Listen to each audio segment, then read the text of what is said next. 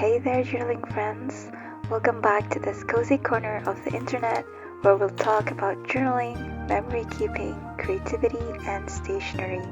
I'm Honey from Cafe Analog, and today we'll be having our journal date based on an Indonesian word that I personally love, betah.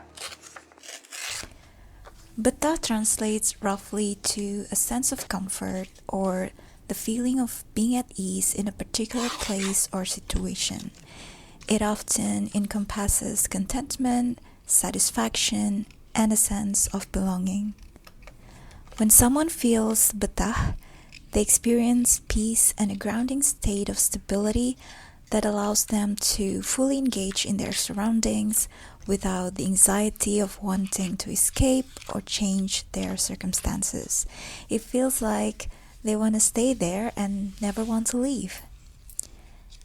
Have you ever imagined entering a place and suddenly feeling the rush of calming emotions, thinking that this is your place where you can breathe more calmly and your mind and body immediately fall into a relaxed state?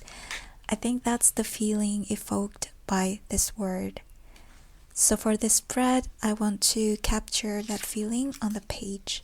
I want to capture the feeling of something familiar that reminds us of the time when we feel relaxed and protected, that moment where we can just feel our shoulders, neck, and jaw relax, when our body and heart soften and our mind goes quiet.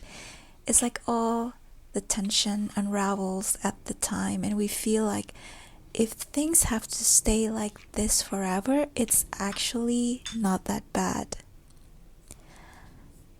I have been reading and writing a lot these days, and my favorite place to do this is in the kitchen. Our kitchen is basically in the same room as our living room, so we have a sofa overlooking our kitchen corner, and I love just to be there. I don't know why, I always love being near kitchen. This is the place where I feel betah. I feel comfortable, safe, and nourished. And it was funny because many years ago, a hypnotherapist told me that based on my charts and life path, I thrive in a kitchen.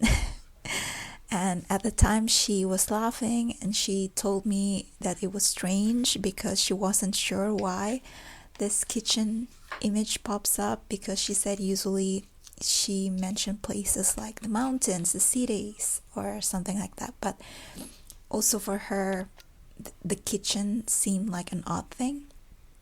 But she asked me at the time, like, oh, does it maybe make sense to you somehow? And yeah, it did make sense because Kitchen by Japanese author Banana Yoshimoto is one of my favorite books of all time.